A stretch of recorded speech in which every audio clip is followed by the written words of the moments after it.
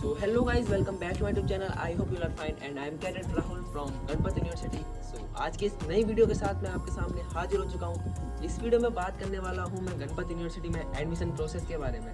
Yes guys, मुझे बहुत सारे कमेंट आ रहे थे कि आप गणपत यूनिवर्सिटी के एडमिशन के बारे में बताओ या फिर गणपत यूनिवर्सिटी में कोई practical course BTech BSc GME whatever उन सब के बारे में एक उनका एलिजिबिलिटी क्राइटेरिया बताओ। आज की इस वीडियो में वही सब होगा, तो let's go. So first of all, let's talk about BSc Nautical Science, BTech Marine Engineering and Diploma in Nautical Science यानी कि DNS। So इन सब का सबसे पहले तो एक एलिजिबिलिटी क्राइटेरिया है, वो है कि you have to clear your IMCT exam. Yes guys, तुम्हें एग्ज़ाम क्लियर करना पड़ेगा।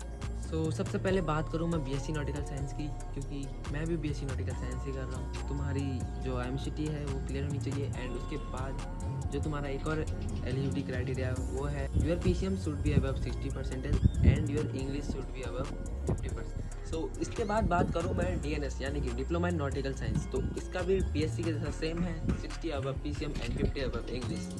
तुम्हारे पास किसी कंपनी की स्पॉन्सरशिप होनी चाहिए, क्योंकि स्पॉन्सरशिप DNS वालों के लिए बहुत ज़रूरी है। गाइज, अब मैं बात करूँ GME यानी कि ग्रेजुएट मरीन इंजीनियरिंग, तो इनका एलिजिबिलिटी क्राइटेरिया इतना टफ नहीं है। इनके 12th स्टैंडर्ड में 50 से अब परसेंटेज होनी चाहिए एंड उसी के साथ साथ इनके पास मैकेनिकल इंजीनियरिंग की डिग्री होनी चाहिए।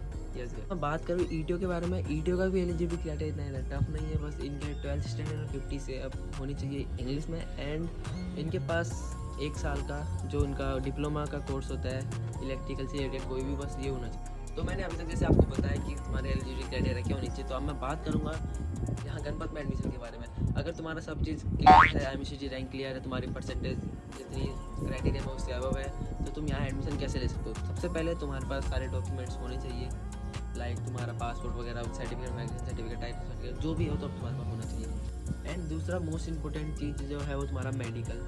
तुम मेडिकली फिट होनी चाहिए, जैसे कि तुम्हारे कोई आईसाइट वीक नहीं होनी चाहिए, 6/6 होनी ही चाहिए एंड उसके बाद तुम्हें कोई बीमारी नहीं होनी चाहिए, लाइक किडनी में स्टोन या कुछ और भी हेल्थ इशू नहीं होनी चाहिए।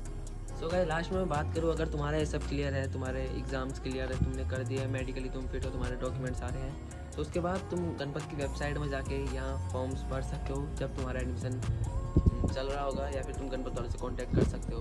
देन उसके बाद तुम्हारा एक छोटा सा इंटरव्यू होगा, तुम थोड़ी बहुत टोकन फीस जमा करोगे, उसके बाद तुम हो गणपत का एक हिस्सा। Congratulations, you are in Ganpat.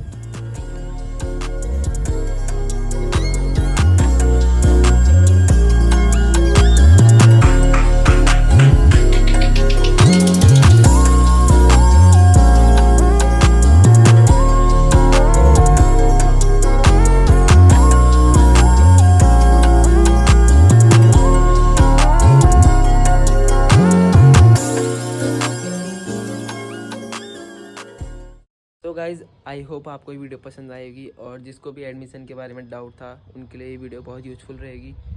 मिलते हैं बहुत जल्दी नेक्स्ट वीडियो में, तब तक के लिए बाय बाय।